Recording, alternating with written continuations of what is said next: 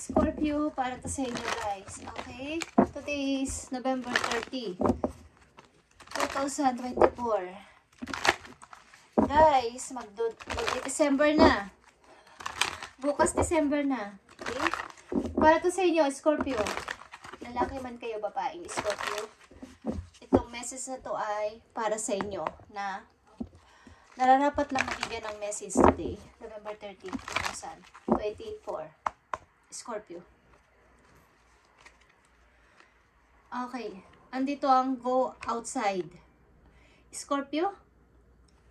At nandito din ang purity. At nandito din ang lost and found. Yeah. May mga nawawala kayong bagay. Go outside. Scorpio. Ibig sabihin, ito yung time. Ngayong araw na to, ngayong buwan na to, ngayong linggo na to, ngayong araw na to na ikaw ay lumabas-labas man lang at tune into the powerful peace of nature wherever you are and feel at one with your habitat. Okay? I-try mo na paminsan-minsan ay lumabas-labas kayo at tingnan ang ganda ng kalikasan, Scorpio. At nandito din ang purity. Okay? Purity para sa'yo. Always trust in the purity of your heart. Look inside your heart and within it, you will find the answer to your questions. Marami kang questions siguro sa puso mo. So, maaaring ito yung time na pakinggan mo pamisa-misan o pakinggan mo this time ang iyong heart para masagot mo lahat ng iyong mga katanungan. At nandito din ang lost and found. What was once lost is about to be found. Thanks to the lost and found fairy. Sometimes she can help us find things we never even realize we're lost. May mga nawawala kayong bagay o tao sa inyong buhay na paulit-ulit at paulit-ulit nyong parang hinahanap sa inyong buhay. But, siguro, hindi man sa araw na to, sa mga susunod na araw o buwan is maaaring ang mga tao na to o ang inyong mga hinahanap na bagay ay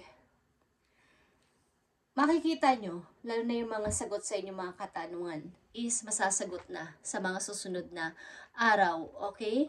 Scorpio, maaaring marami rin kayong katanungan sa inyong puso. Kung ano man yan. Marami kayong katanungan about sa inyong situation. Scorpio, tingnan natin ang inyong message ngayong katapusan, November 30, 2024. Ano nga ba ang message sa inyo bago matapos ang November? At magpapatuloy ito hanggang December, guys. Is this time, pakinggan ninyo ang inyong puso. Ano ba at sino ang binubulong ng inyong puso? Scorpio? Sino ba at ano ba ang binubulong ng inyong puso? Makinig kayo this time sa inyong heart kung ano ang sinasabi. Tingnan natin ang message for you.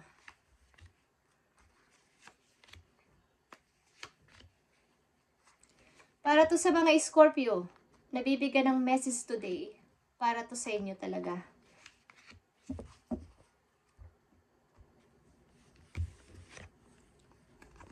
Okay, nandito ang 8 of Wands and Page of Swords. Kumbaga, magtuloy-tuloy kayo sa inyong pangarap. Ano man yan, guys, is simula sa araw na to is maaaring kayo ay lumabas-labas, maaaring may mga mahahagilap kayong mga tao na magbibigay sa inyo ng mga idea about sa inyong mga plano, about sa inyong mga gustong gawin, about sa mga tanong nyo sa sarili ninyo. Sa ibang tao nyo malalaman ang kasagutan. Okay? Malalaman nyo ang mga iba't ibang idea about sa inyong mga gustong gawin at nais pasimulan. Kung mayroon kayong i-start ngayong December or bago matapos ang taon is maaring dapat kayong lumabas-labas para makahagilap kayo ng ibang idea mula sa ibang tao. At sa nature na rin, makakaranas kayo ng peace of mind at makakapag-isip kayo ng mas mabuti at mas maliwanag kaysa sa dati. Okay, Scorpio? Purity is here. Nandito ang the Tower and Hierophant. This time, katulad na sinabi ko, magkaroon kayo ng pakikinig sa inyong puso na halimbawa may natapos na relation ng biglaan, problema sa pamilya nang hindi nyo gusto, usapin, obstacle sa family, relation man yan sa asawa, nobyo, nobya, or sa inyong family mismo, sa father, mother nyo, or relatives nyo, kapatid nyo, is bigyan ninyo ng, kumbaga, sa pagkakataong ito ay makinig kayo sa binubulong ng inyong puso na okay, natapos na to. Pag-usapan natin ng maayos ang problema natin sa pamilya. Huwag na natin palakihin pa at bigyan na natin ng katapusan ang mga problema natin na to.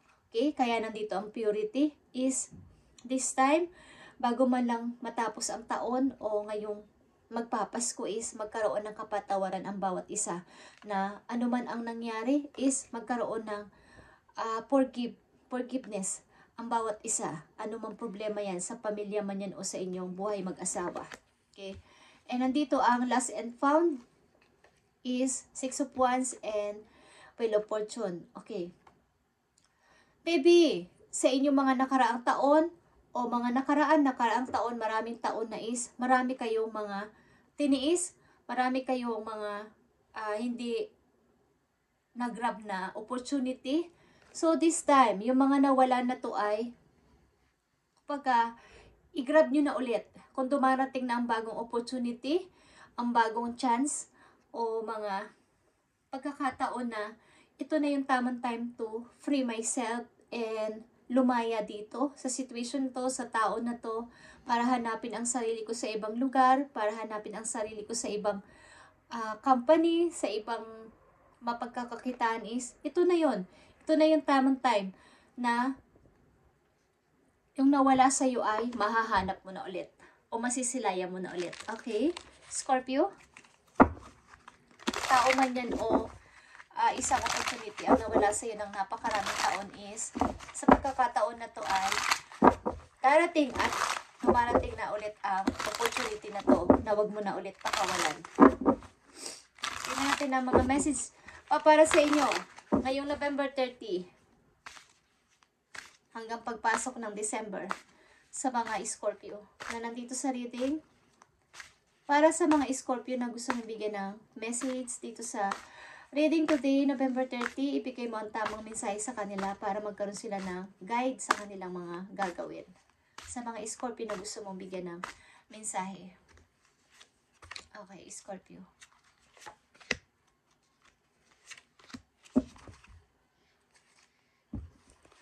Yeah.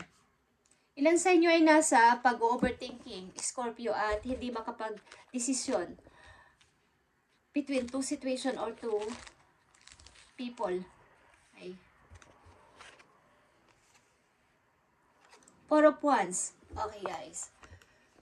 So, katulad na sinabi ko, something na mayroon kayong gustong i-start o pasimulan bago matapos ang taon na ito is i-try nyo lumabas-labas at makakahanap kayo ng kumbaga ito ay win-win solution na idea mula sa inyo, idea mula sa isang tao at maaaring galing din sa nature. Magkakaroon kayo ng kapayapaan pag kayo ay pilitin yun. Kumbaga hindi kayo palaging palalabas, hindi kayo palapasyal sa mga mapuno, sa mga malapit sa bundok, malapit sa dagat is i-try nyo paminsan-minsan at magiging habit nyo to at magkakaroon kayo doon ng kapayapaan ng isip at makakapag-isip kayo ng mas clear pa at makakabuo kayo ng plano mula sa araw na to, Scorpio. Okay? Okay. Three of Cups is here. Mga bagong, kumbaga mga good news paparating sa inyo. Kaya itong nangyari na to, pakinggan nyo ang puso ninyo, palayain na ninyo ang puso ninyo dito sa mga nangyari na to sa past ninyo, o kaya sa kasalukuyan nyo na mayroon kayong mga obstacle sa family, sa asawa, sa boyfriend, sa girlfriend, is palayaan nyo na ang sarili nyo at magkakaroon dito ng happiness, magkakaroon ng pagsasaya ang bawat isa, something celebration, at something na mga good news is paparating, something na magkakaroon kayo ng pag-uusap-usap at magiging masaya ang lahat dito. Okay? Lost and found. King of Swords, guys. This time, gawin nyo ay practical na decision ito para sa inyong sarili mismo dahil sa nangawala ninyong opportunity dati. Pinalagpas ninyong opportunity, ang pagpigil ninyo sa inyong kalayaan. This time is tuparin ninyo. Mangilan-ngilan man ang inyong mga supporters or followers sa inyong buhay na mga sumusuporta sa inyong kagustuhan at mga hilig. This time is, eto na.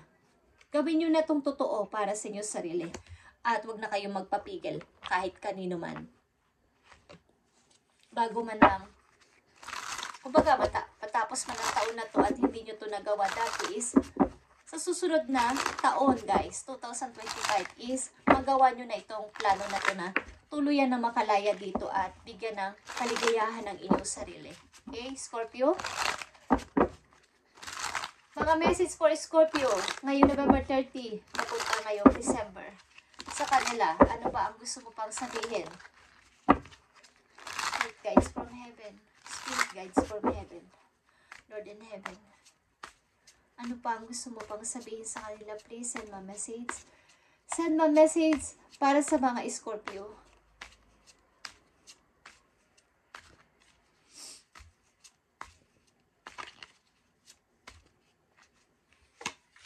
Para sa mga Scorpio, bigay mo ang tamang mensahe, please. Yeah. Decision. Judgment is here. Decision at the Hermit is here. Control yourself. The situation din. At isipin ang sarili. Isipin ang patungo sa iyong pagtanda, patungo sa iyong sa pangarap mo, pagtanda mo, isipin mo ang iyong pagtanda, Scorpio. Kung mananatili ka na lang na maiisip mo na walang purpose ang buhay mo. Okay?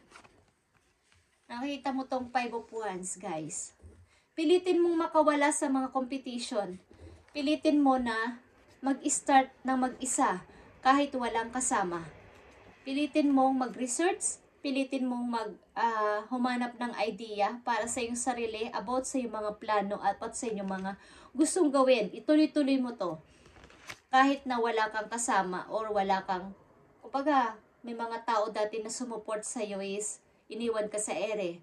Iniwan ka sa kawalan is this time, pabayaan mo silang ikaw ay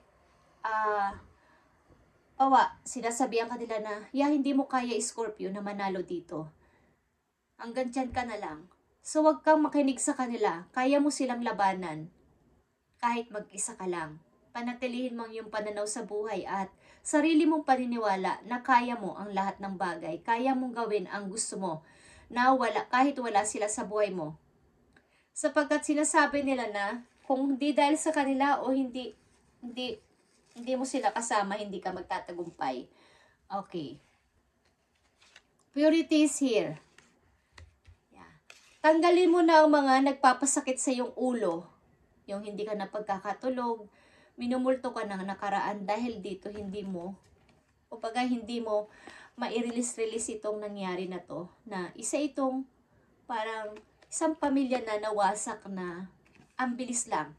But kailangan mo na itong putulin o i-release ng tuloy-tuloy, Scorpio, bago matapos man lang ang taon ay makapag-move on ka na ng tuloy-tuloy at magkaroon na ng saysay yung iyong pang-araw-araw na pamumuhay. Okay? 5 of Pentacles, guys, is here. Huwag mo nang pabayaan na ikaw ay makaranas ng paghihirap ulit sa money. Kumbaga dati hindi mo nag-grab yung opportunity na yon is ang dami mong naging problema sa pera. Hindi mo alam kung minsan humihingi ka ng tulong sa iba, minsan hindi ka nila binibigyan ng tulong. Nire-reject ka nila. So, huwag mo nang pabayaan na mapunta ka ulit dun sa lugar na yon. Kaya mo naman kasi, Scorpio, kaya mo ang sarili mo mag-improve sa kaperahan. So, this time, magkaroon ka ng practical na decision na this time. Bago matapos ang taon o sa pagsisimula ulit ng bagong taon is makapag-isip ka na mga bagong idea para sa iyong pagtanda.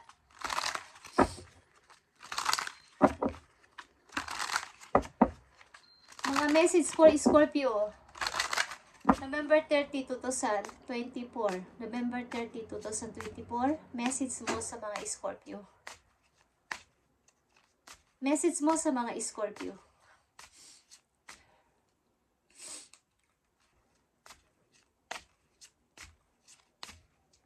Message mo sa mga Scorpio. Thank you. Okay. Nandito na ang focus on service. Okay. Scorpio, your soul desires only to joyful serve and to swim in the constant stream of bliss. This stream continuously feeds you everything you need. Put your entire focus upon staying in the stream of giving and receiving in every situation and in all that you do. Okay. Magpatuloy ka lang at kung ano yung ginib mo, yun din ang marireceive mo. Kumbaga, kung yan ang gusto mong mangyari, diyan ka mag-focus. Kung nag-focus ka pa sa pagbibigay sa kapwa, o nagpo-focus ka sa pagiging isang mabubuting tao, diyan ka mag-focus. Wala kang ibang gagawin kundi ituloy-tuloy ko ano yung hilig mo sa iyong kasalukuyan. Huwag kang magsawa sa kumbaga yung sarili mo kasi ay gusto mo ring i-clean, mag-cleansing, buhat sa nakaraan.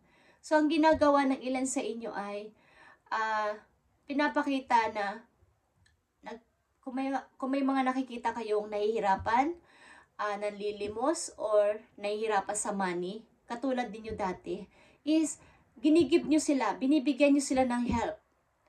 Kasi ramdam nyo ang pakaramdam ng isang taong nahihirapan. Alam nyo ang pakaramdam ng nawala ng money.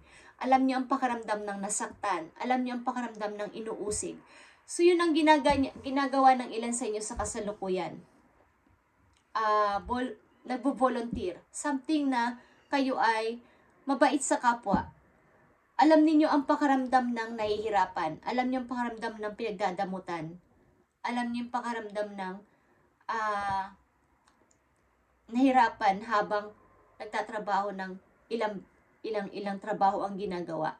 Okay? Para lang ma-survive ang pang-araw-araw. Alam niyo yun. Kaya, alam niyo ang pakaramdam ng mga taong nasa paligid ninyo na nagsasuffer sa ganong bagay is binibigyan nyo sila ng tulong. Okay? Ilan sa inyo? So, maaaring kayo ay hinihikayat na o nasa kapalaran ninyo ang tumulong sa kapwa sapagkat kayo ay kinoling, okay? May calling kayo. Kaya pinapalapit kayo ng kapalaran sa nature dahil may iba kayong pananaw sa buhay, Scorpio. Maaaring this time is magkaroon ka ng kumbaga palayain mo yung sarili mo dati. Dati hindi mo kayang mapag-isa. Hindi mo kayang sumubok ng mga anong bagay sapagkat natatakot ka na baka hindi mo kayanin. This time, kahit na mapunti lang ang inyong mga nagsasabi sa inyo na kaya mo yan, Scorpio, is sundin mo. Sundin mo. At yung mga natapos lang na relation sa buhay mo na nagulat ka rin sa nangyari because gusto mo ng masaya din na family is kailangan dito ng forgiveness, Scorpio. Okay? Payo mo sa mga Scorpio na nandito sa reading. Payo mo sa mga Scorpio na nandito sa reading. Bigyan mo sila ng payo o advice. Thank you.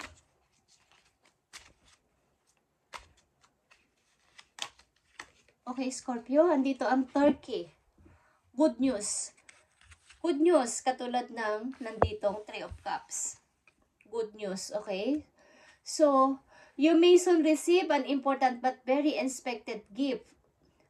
Unexpected gift. Accept this with deep respect. Someone has sacrificed a lot of help you open doors and grow. A lot of things will change for a better. Okay, Scorpio? Meron isang tao dito na nakakakita ng iyong paghihirap. Maaaring siya yung gagawa ng paraan para magkaroon ka ulit ng darating na opportunity o new chance para umangat ka ulit sa buhay, Scorpio, o ng bagong pag-uumpisa. Ang tao na to ay parang lagi kang, baga, alam niya ang paghihirap mo. So, you may soon receive an important but very unexpected gift. Makakatanggap ka ng hindi mo inaasahang gift, guys, mula sa isang person na malapit sa'yo. Okay? Kaya, listen your heart. Listen your heart. Makinig ka sa binubulong ng iyong puso, Scorpio. I-accept mo to ng may respeto. Sa tao na to, maaaring ang tao na to ang mag-i-start ng bago mong pasimula. At marami siyang isinacrifice para ikaw ay magkaroon ng bagong pag-i-start sa buhay. Okay, Scorpio? May isang tao dito na lihim na humahanga sa iyong pinagdaanan. At maaaring nakatingin to sa iyo na napakabuti mong tao. Sa kabila ng iyong mga naranasan ay tumutulong ka rin sa iba kahit ikaw din ay nahihirapan sa buhay. So, may tao dito na may mga balita na naghihintay sa'yo. Hindi mo to inaasahan. Mga good news sa paparating. Scorpio. Tingnan natin ang dalawang message dito. Para sa mga Scorpio. Dalawang message dito para sa kanila.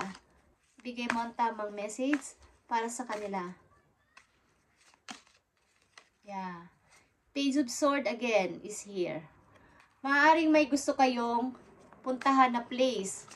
Gusto nyo mag-travel, Scorpio. Maaaring nakakapag-isip kayo na why not na hindi ko i-try mag-travel. Parang nabubuo yung dati sa hirapan kayo mag-travel mag-isa or ayaw ninyo. Something na nagkaroon kayo ng tiwala ulit sa sarili ninyo. This time, hindi kayo dati nakakapag-decision ng sarili ninyo. Ten of Wands. Okay. Nag-iisip-isip kayo na why not na hindi ko ibaba na itong mga ilan kong mga problema. Ang tagal ko na rin itong dinadala eh. Ang tagal-tagal na. So, gusto ko namang i-relax ang sarili ko this time. Yan ang naiisipan ng ilan sa inyo. Why not na hindi ako something na magpahinga muna ako dito. At ibaba ko muna itong mga pasanin ko sa buhay at mag-relax man lang. Okay? Yan ang dapat din yung gawin. Okay, Scorpio? Ito ang inyong reading ngayong November 30, 2024 at ito ay pakinggan ninyo ang inyong puso this time. Kung may mga nangyari sa inyong family, asawa man yan o sa inyong pamilya mismo na mga away-away or mga problema, is putulin nyo na yon.